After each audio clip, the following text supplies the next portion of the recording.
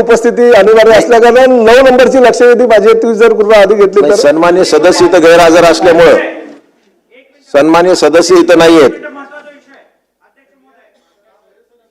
नाही, माझं नाव आहे दुसऱ्या क्रमांकावर. हा लक्षवेधी क्रमांक 2 सुरू करायचंय. नाही आता नाही. लक्षवेधी क्रमांक 2 कोकणाची आहे. हो चालेल साहेब, एकदम हलका फुलका प्रश्न आहे. अध्यक्ष महोदय. हो साहेब, 2च घेतले. त्याच्याहून हलका फुलका माझा आहे. अध्यक्ष महोदय 2 मिनिटं. हो माझं नाव आहे साहेब, 2 मिनिटं माझं नाव. अध्यक्ष महोदय, माझा स्पेसिफिक प्रश्न आहे. अतिवृष्टीवर सभागृहामध्ये आत्ताच थोड्या वेळापूर्वी महसूल आणि वन विभागावर मी माझं म्हणणं मांडलेलं आहे. तरी देखील माझे 2 स्पेसिफिक प्रश्न आहेत.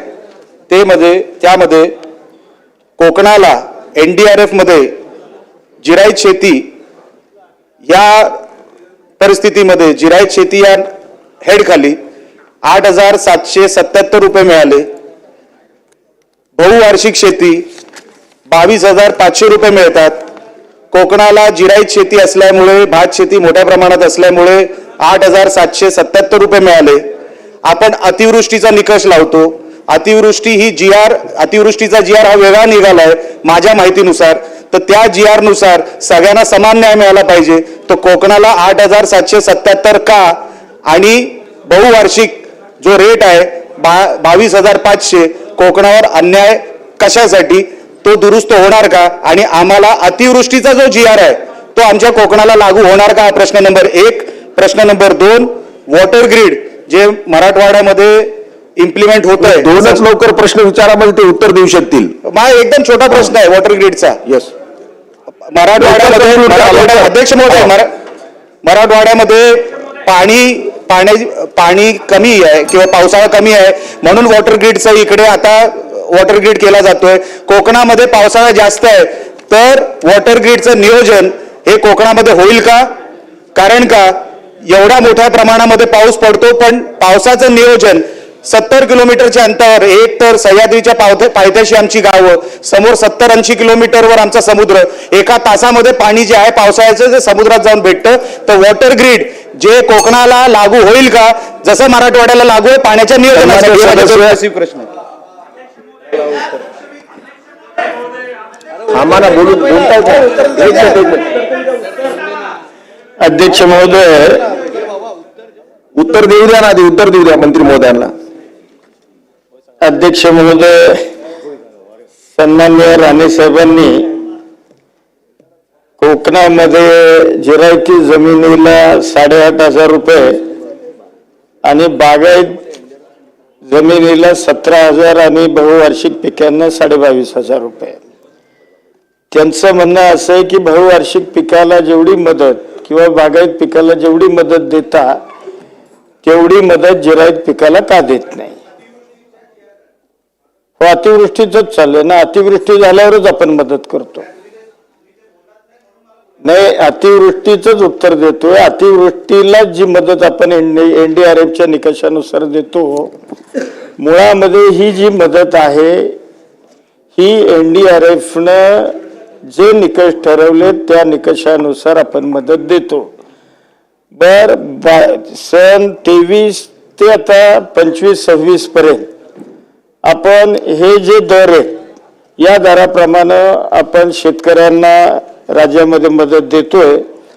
परंतु या वेळेला राज्य सरकारनं एकूणच राज्यामधला अडचणीत आलेला शेतकरी मे महिन्यापासून तब्बल ऑक्टोबर महिन्यापर्यंत तब्बल 6 महिने पाऊस हा सर्वदूर राज्यामध्ये पडत होता आणि म्हणून या राज्यामध्ये अडचणीत आलेल्या शेतकऱ्याकरता रब्बी हंगामाकरता अतिरिक्त 10,000 रुपये प्रति हेक्टर हे मदत देण्याचा निर्णय घेतला. हे सोडून ज्यांची जमीन खरडून वाहून गेली आपण प्रति हेक्टर 47,000 रुपये देतोच, परंतु च्या व्यतिरिक्त आपण प्रति हेक्टर 3 लाख रुपये मनरेगा अंतर्गत देण्याचा निर्णय सुद्धा राज्य सरकारने घेतलेला आहे. त्याच्याबरोबर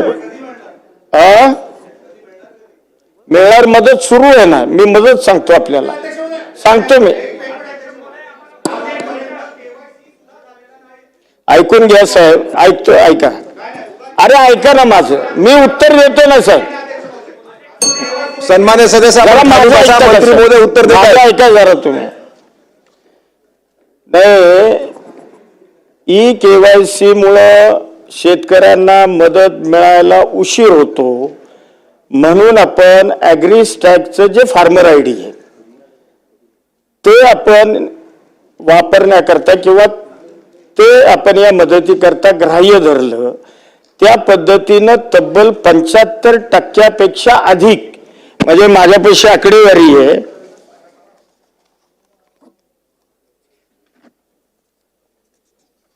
म्हणजे आपण साधारण खरीप हंगामामध्ये 132 लाख शेतकऱ्यांना 10,716 कोटी आणि रब्बी 104 लाख शेतकऱ्यांना 104.48 तब्बल 9,611 कोटी रुपयाची मदत ही आपण मंजूर केली. ही मंजूर करत असताना म्हणजे ही एकूण मदतीचा मंजुरीचा आकडा आहे आपला 20,128 कोटी रुपये. यापैकी प्रत्यक्ष शेतकऱ्यांच्या खात्यात डीबीटीद्वारे खरीपाकरता 89 लाख म्हणजे तब्बल 90 लाख शेतकऱ्यांना 7,156 कोटी रुपये, त्याचबरोबर रब्बी मदत म्हणून 85.78 लाख शेतकऱ्यांना साधारण 6,864 कोटी रुपये, म्हणजे तब्बल त्यांचं उत्तर होऊ द्या. म्हणजे तब्बल 14,000 कोटी रुपयाची मदत, म्हणजे तब्बल म्हणजे 20,000 कोटी रुपयाची मदत आपण मंजूर केली आणि तब्बल 14,000 कोटी रुपये शेतकऱ्यांच्या डीबीटीद्वारे डायरेक्ट खात्यावर आपण जमा केले. आता माझ्याकडे अगदी जिल्हावार म्हणलं तरी साहेब आकडेवारी आहे. हा, जिल्हावार आकडेवारी माझ्याकडे. आपण जर कोकणातल्या ऑक्टोबर महिन्यातल्या अवकाळी पावसाचं जर बोलत असाल तर त्याची मदत काही अद्याप आपण दिली नाही, कारण खरीप आणि रब्बी या दोन्ही हंगामाची मदत आपली आता सुरू आहे.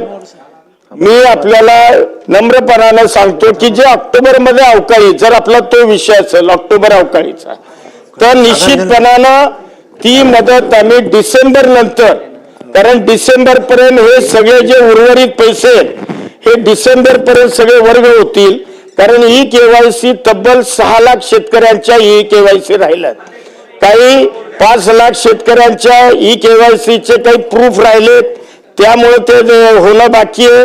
अशा वेगवेगळ्या कारणामुळं ते सगळे प्रोसेस पूर्ण व्हायला साधारण डिसेंबर एंड उजाडेल. आणि कोकणातल्या अवकाळी पावसाचे आता पंचनामे, त्याचे सगळे अहवाल आम्हाला विभागाला प्राप्त होत आहेत. डिसेंबर नंतर ताबडतोब म्हणतोय, 1 जानेवारी पासून आम्ही कोकणामध्ये ऑक्टोबर महिन्यात जे अवकाळीनं नुकसान झालं नुकसान आम्ही निश्चितपणानं शेतकऱ्यांना देऊ. सन्मान्य सदस्य विजयसिंह पंडित बोला. या ठिकाणी अध्यक्ष महोदय, मी जे काही सप्टेंबर आणि ऑक्टोबर सन्मान्य सुरेश प्रभू बोला. एक मिनिट. या सभागृहाचे सन्माननीय सदस्य निलेश राणे यांनी कोकणाबद्दलची माहिती विचारली. आमचं म्हणणं असं आहे की जे कोकणाची माहिती सन्माननीय मंत्री महोदय देत आहेत त्याच्या बाजूला आमचे 3 कोकणातले मंत्री बसलेत. मी त्यांचे चेहरे सारखे बघतोय. शेवटी कोणत्या पक्षाचे असल्यापेक्षा कोकणाला खरोखर न्याय मिळतो की नाही हा सगळ्यांचा, आपल्या सगळ्यांच्या दृष्टीने प्रश्न आहे. आणि त्यामुळे आज ते असं म्हणतायत आणि मी म्हणतोय की मागच्या वेळेला 18 मे पासून कोकणात सतत अतिवृष्टी होते आणि तेव्हापासून शेतकऱ्याच्या शेतीचं नुकसान झालंय. ते आज मितीपर्यंत म्हणजे परवा जो पाऊस थांबला तेव्हापर्यंत त्या शेतीचं नुकसान झालं, भात शेती घुसली गेली आणि अशा वेळेला पंचनामे झालेले आहेत. वारंवार कोकणातल्या शेतकऱ्यांनी मदतीची मागणी केलेली आहे आणि आतापर्यंत 1 रुपया देखील कोकणातल्या शेतकऱ्याला मिळाला नाहीये हे आपण सांगताय. आणि त्यामुळे कोकणावरती त्या सरकारने अन्याय केला की काय असा माझा प्रश्न आहे. चला बोला, विजयसिंह पंडित बोला. आपण सन्माननीय सदस्य विजयसिंह पंडित. अध्यक्ष महोदय, मी सर्व अध्यक्ष महोदय सांगतो ना, उत्तर देतो. अध्यक्ष महोदय,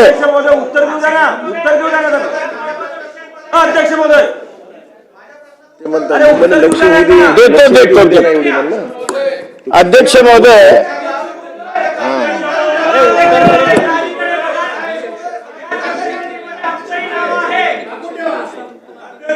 राहतो उत्तर आहे ना माझं. अरे उत्तर आहे माझ्याकडे, थांबा. अध्यक्ष महोदय, अध्यक्ष महोदय, कोकणाकरता साधारण आपण खरीपामध्ये 84,000 शेतकऱ्यांना 40,72,00,000 रुपये आपण मदत दिलेली आहे. माझ्याकडं तालुके पालघर मध्ये लवकर जिल्हावार सांगतो. जिल्हावार पालघरमध्ये शेतकरी संख्या आहे 41,000. मदत वितरित केली 11,10,00,000. त्याचबरोबर रब्बी करता 34,000 शेतकऱ्यांना 9,46,00,000. अतिवृष्टीची लक्षवेधी चालू आहे. थोडस रायगड जिल्ह्यामध्ये 14,000 शेतकऱ्यांना 3,69,00,000. त्याचबरोबर रब्बी करता 12,000 शेतकऱ्यांना 3,61,00,000. रत्नागिरी जिल्ह्यामध्ये 2,000 शेतकऱ्यांना 34,00,000. हो येतो आता. आणि रब्बी मध्ये 2,000 शेतकऱ्यांना साधारण 2,000 नाही 20,000 सॉरी 20,000 शेतकऱ्यांना हे पॉइंट मध्ये लाखात लिहिलं, त्यामुळं थोडस मिस्टेक झाली. रत्नागिरीमध्ये 20,000 शेतकऱ्यांना साधारण आपण 27,00,000 रुपये दिले. मंत्री महोदय थोडक्यात घ्या उत्तर. सिंधुदुर्ग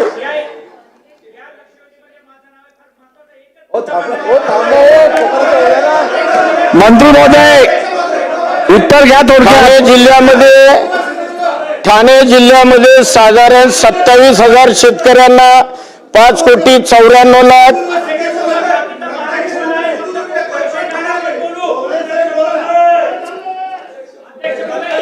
सांगतो ना. सिंधुदुर्ग जिल्ह्यामध्ये साधारण 24,00,000 रुपये मध्ये 24,00,000. आता अध्यक्ष महोदय एक मिनिट. आमचे सदस्य सुनील प्रभूजींनी उठून असं वक्तव्य केलं की ह्यांच्या बाजूला 3 कोकणातले मंत्री, त्यांचे चेहरे बघा. काय लिहिलं आमच्या चेहऱ्यावर अध्यक्ष महोदय? आणि ह्यांना आदरणीय सुनील प्रभूंना सांगेन, आमच्या सरकारने जेवढी मदत कोकणाला केली आहे ना, ह्यांचे मुख्यमंत्री असताना अर्धी पण मदत केली नाही. ह्यांच्या पक्षाचे मुख्यमंत्री होते तेवढे केले. विचार आमच्या कोकणाला मदत. नुसतं पर्यटक म्हणून यायचे आमच्याकडे, नुसतं पर्यटक म्हणून यायचे आणि काय कोकणाचं हे बोलतात आम्हाला, हे बोलून दाखवतात कोकणाचं आम्हाला काय. आमच्या सन्मान्य मंत्री महोदय नितेश राणेजी, सन्मान्य सदस्य सुनील प्रभूजी, मंत्र्यांनी पण बसा आहे बरोबर ना. बसा बसा बसा बसा बसा बसा बसा बसा. मंत्री महोदय करा, तुम्ही चालू करा. मंत्र्यांनी पण चिंता करायची गरज नाही आहे, सदस्यांनी पण चिंता करायची गरज नाही आहे. अध्यक्षच कोकणातले आहेत त्यामुळे मी बघतो. बसा. मुळामध्ये अध्यक्ष महोदय आता उरका तुम्ही उत्तर द्या. कोकणामध्ये नुकसान पावसाळ्यामध्ये तितकंच कोकणामध्ये मी रेकॉर्डवरनं काढतो बसा. मी रेकॉर्डवरनं काढतो बसा. ठीक आहे काढतो बसा. नाही कोकणामध्ये खऱ्या अर्थानं नुकसान झालं ते सप्टेंबर ऑक्टोबर मध्ये, म्हणजे ऑक्टोबर नोव्हेंबर मध्ये. आणि ऑक्टोबर नोव्हेंबरची मी सुरुवातीलाच सांगितलं की अद्याप मदत आम्ही दिलेली नाही. ठीक आहे. आणि सगळ्यात जास्त नुकसान ऑक्टोबर नोव्हेंबर मध्ये कोकणातलं ठीक झालं आहे. आणि त्याची मदत आम्ही देऊ असं सांगितलेलं. आणि ती 1 जानेवारी पासून देऊ. ठीक आहे. धन्यवाद. जानेवारी पासून मदत देऊ आम्ही. ठीक आहे. लक्षवेधी क्रमांक 2. लक्षवेधी क्रमांक 2 कोण आहे? कोणाची आहे?